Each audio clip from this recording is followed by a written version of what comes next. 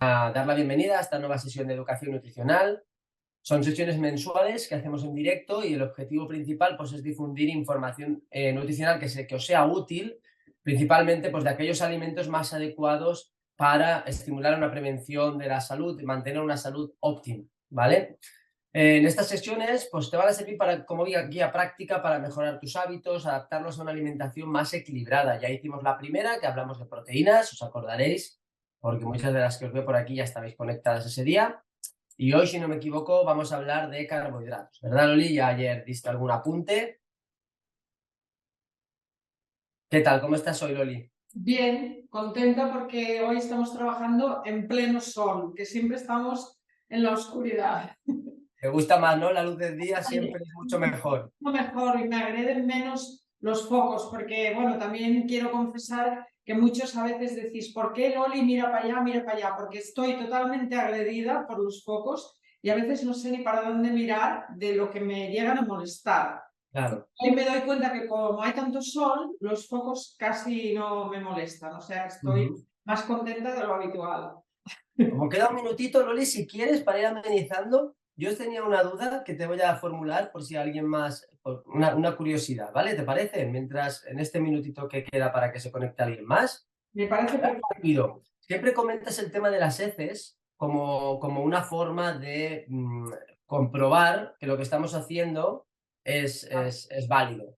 Entonces yo la pregunta que tenía, no sé si alguien más se lo pregunta, es ¿cuánto tiempo podemos esperar desde que tú haces un cambio en tu alimentación hasta que empiezas a ver las muestras, o sea, hasta que ya tu cuerpo lo ha digerido del todo y realmente tú sabes que que esas heces son resultado de lo que has hecho, más o menos? Bueno, es relativo, Miguel, es relativo el tiempo.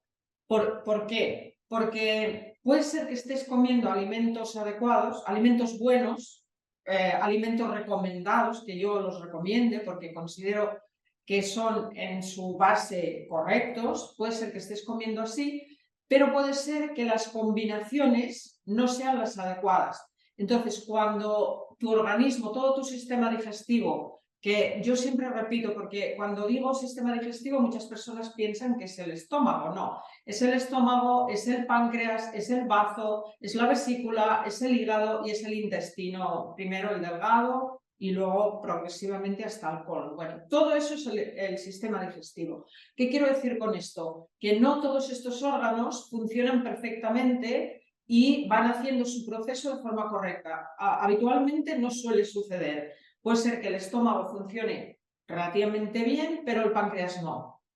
Y no Mm. lance las enzimas y entonces ahí se produce. ¿Qué sucede? Que si todos esos órganos no funcionan correctamente, cuando el bolo alimenticio y llega a ser masa fecal, cuando ha hecho todo esa ruta, ese recorrido y llega al colon y es masa fecal para eliminar, ahí ha habido diferentes intervenciones que no todas se han hecho correctas. Entonces, si conseguimos que los alimentos que estamos comiendo, por eso siempre os digo, más es menos, ¿no? Que no me lo he inventado yo, pero quiero decir, cuanto menos alimentos mezclamos, más fácil es la digestión y sobre todo que no sean incompatibles, que es lo que estamos intentando enseñar Bien. aquí. Porque entonces tú puedes estar comiendo los alimentos adecuados, pero si la mezcla no es la adecuada, las heces no son adecuadas. Entonces, Ujú. tú has dicho muy bien, Miguel, las heces son la clave para saber si lo estamos haciendo bien o no lo estamos haciendo bien.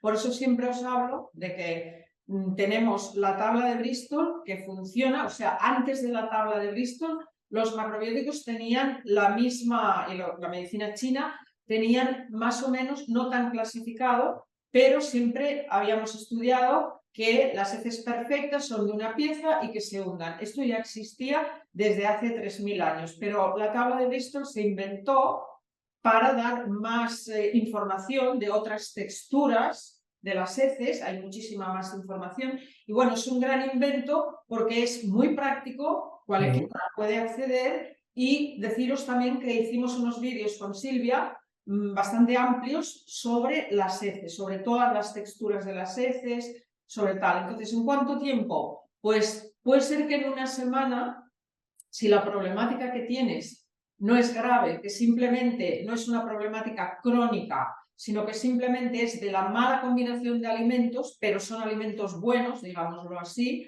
pues cuando los combinas bien, enseguida el intestino responde a esa combinación. Y puede ser una semana, o personas que tienen el intestino muy permeable, porque todos lo tenemos, pero hay más grados. El colon irritable, la enfermedad de Crohn, la celiaquía, todas esas problemáticas que son mucho más crónicas, van a tardar mucho más tiempo en que las heces, o sea, de hacer una dieta muy estricta y que las heces estén bien. Ahí, ¿por qué? Porque tienen que preparar. Sí, como norma general sería que si tú haces un cambio de alimentación un lunes, hay que tener una cierta paciencia de unos días para ver a partir de final de semana que ya eso que has hecho está empezando a tener un resultado en las heces. Pero Exacto. luego va cambiando. Tenemos los pequeños ciclos, que son los más importantes, que son el ciclo de 7, es el primero. Quiere decir, después de 7 días hay un cambio celular y metabólico mínimo, pero que ya está presente. Entonces, después de esos 7 días ya podríais ver cambios. Y si no los veis, tranquilos, porque el proceso se va a Muy regenerar. bien. Venga, pues si te parece, Loli, vamos a empezar. Yo ya he dicho un poco la presentación de esta nueva sesión de educación nutricional. Hoy hablaremos de carbohidratos, pero vamos a empezar con una pregunta que tenemos pendiente de Xavier Riera, que te dice que cuando eras pequeña comías cerdo de la granja donde vivías con tus padres, así nos lo has explicado, no te gustaba y decidiste emprender un viaje por la alimentación. Después de 50 años nos recomiendas comer cerdo para desayunar, comer, cenar. Has llegado al punto de origen inicial. ¿Qué piensas de ello? Bueno, muy buena pregunta, Javier. Te la agradezco mucho porque es espectacular de buena, porque permite, o sea, has resumido muy bien un proceso que he tenido que pasar de más de 50 años para llegar a este punto. Bueno, ¿qué sucede? Que cuando yo era pequeña, bueno, primero quiero aclarar que no era granja, porque los cerdos de mi casa eran salvajes, vivían en el campo. Cuando era pequeña, la forma en que gestionaban el cerdo, por ejemplo, o cualquier otra proteína animal, cualquier otra carne, era excesiva. ¿Qué quiere decir? Que, por ejemplo, desayunábamos productos del cerdo como la chistorra, como cosas así para desayunar. Luego en la comida podía haber costilla de cerdo o de cordero con legumbre, y luego en la cena volví a ver, porque vivíamos en el centro, en la meseta, y ahí el pescado era muy difícil que llegase. Entonces, bueno, eso es un exceso, eso es un exceso. Y ese exceso a mí me llevó a tener problemas, porque yo no comía prácticamente nunca verdura. Legumbre, montones, cada día. En 2 comidas había legumbre, pero verdura no. Entonces, eso, al ser un exceso, produjo problemas. Y bueno, y sobre todo la grasa saturada que acompaña al cerdo, que llegué a comer a toneladas, porque luego para merendar comíamos embutido. O sea, embutido como lo que aquí en Cataluña llaman la sobreasada, que es típica de Mallorca y es casi todo grasa. Bueno, pues eso merendábamos. Entonces, ¿qué había aquí? Un exceso enorme de proteína, un exceso de grasa animal saturada y un procesamiento de las proteínas no adecuado, porque mi madre, por ejemplo, lo freía la carne del cerdo. Entonces, 3 cosas que eran un error. Y luego yo me vuelvo vegetariana, también tengo que decir que aunque me apetecía y demás, fue correcto. ¿Por qué? Porque por mi metabolismo y mi genética, yo estoy hecha para sobrevivir con vegetales, nada más. Estoy hecha, eso no quiere decir que lo tenga que hacer. Lo hice mucho tiempo, funcionó bien, y cuando cambio, ahora, ¿por qué recomiendo el cerdo? En primer lugar, solo lo recomiendo a las personas que le va bien, porque hay montones de personas que no le va bien. O sea, ahora aquí hay una selección muy grande. Lo que pasa es que sí que he descubierto con los test que realizo, que son sobre los alimentos, testando los alimentos con el sistema digestivo de las personas, o sea, hago una relación entre alimento y sistema digestivo de qué persona en concreto. Esto lo trabajo a nivel muy personal. Entonces, aquí descubro que el cerdo le va de maravilla a muchas personas, a muchas. Quiero decir, yo que sé, a un 40% de las personas que yo he tratado, el cerdo les va de maravilla. Y a lo mejor no lo estaban comiendo porque habían decidido que no era adecuado y llevaban 30 años sin comer cerdo, tenían una serie de patologías y el cerdo es adecuado para su genética, adecuado para su sistema digestivo, entonces lo hemos introducido y la persona ha mejorado muchísimo. Pero sí que es cierto que hay otras personas que el cerdo lo rechazan. Entonces a esas personas no les conviene, no deberían comerlo. Y esa es la forma en cómo yo he llegado hasta aquí. Pero cuando yo digo podéis comer jamón o tal, estoy hablando de personas sanas. Por ejemplo, ayer que hablamos y una persona preguntó por el jamón y tal, y yo dije, podéis comerlo. Porque si hablamos de personas sanas que no tienen una problemática, el cerdo es correcto. Por ejemplo, es más correcta la carne de cerdo que la carne de ternera. Y yo eso no lo sabía. He tardado años en averiguar. Pero si hay un problema de salud, si la persona tiene un problema de salud, no puede permitirse comer sin saber si le va bien o no le va bien. Y para eso vuelvo al inicio, a lo que estábamos diciendo de las heces. Para eso la persona come el cerdo, come la verdura o come el mijo o come lo que tenga, lo que considere con las pautas que estamos dando aquí y luego lo analiza en las heces. Si las heces se han desmontado es que no le ha ido bien. Pero también otra cosa quiero añadir, Javier, y es que las cantidades que yo recomiendo son pequeñas. Yo comía cerdo todos los días y en grandes cantidades, como comida más importante. Pero ahora yo estoy diciendo, si coméis proteína, los hombres que necesitáis más proteína en la mediodía, podéis comer el cerdo en la mediodía, pero luego en la cena ya un pescado con verdura o con cereal o estas combinaciones de las que hablamos siempre. Entonces, claro, cuando os hablo de que sí que algunos podéis comer cerdo, lo coméis un día a la semana, lo coméis en una comida y ya está. O podéis hacer el caldo de las patas de cerdo, que ya podéis comer las patas o no. Hay personas que no le va bien las patas, solo el caldo. Entonces, bueno, como ves, hay muchos matices, mucha precisión y hay que saber mucho más.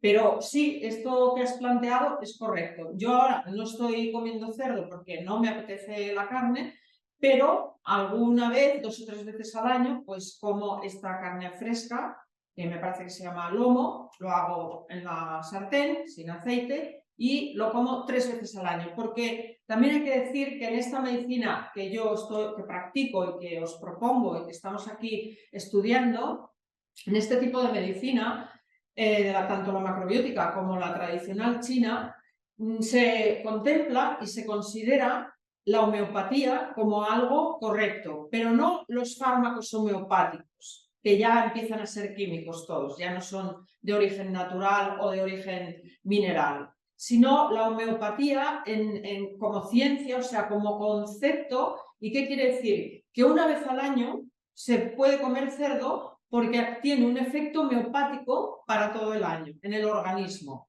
Que una vez al año se podría comer cualquier barbaridad que habitualmente no comemos, porque ese efecto homeopático va a ser mínimo y vamos a tener un año para eliminarlo. O sea que esto también es muy importante tenerlo en cuenta. Yo, por ejemplo, no me apetece el pollo, no me gusta, pero me esfuerzo a comerlo 2 o 3 veces al año, porque creo que es un tipo de proteína que posiblemente me vaya bien y así con esas 2 o 3 veces al año ya es como la homeopatía del pollo. O sea que este concepto también deberíais introducirlo. No, que también quería añadir ya como para cerrar que deberíamos saber qué problema de salud tiene cada persona o que tenemos cada uno, o sea, los problemas de salud que tenemos cada persona. Hay personas que tienen, incluso voy a decir, personas que han hecho una dieta vegetariana desde que han nacido, al revés de lo que hice yo, también hay muchas personas así, yo trato muchas, y que no han comido proteína animal y tienen unos déficits en la tiroides, porque esto afecta muchísimo a la tiroides, la falta de proteína, que con la proteína animal, en este caso el cerdo, por ejemplo, le puede ir súper bien. Y bueno, y decir esto, que no sé, lo he dejado ver, pero lo diré con más contundencia. Yo me enfermé, o sea, yo con 16 años me enfermé profundamente, por eso conocí la macrobiótica, a raíz de que me enfermé. O sea que esa dieta que estuve haciendo no me fue tan bien, porque acabé fatal. Perfecto, Loli, te decía eso, que nada, cuando quieras, si quieres, empezamos con la clase de hoy de carbohidratos y Podemos luego, como empezar. sabéis, tendremos la ronda de preguntas sobre la clase de hoy, ¿vale? Vale, empiezo, ¿sí, Miguel? Sí, cuando quieras. Vale.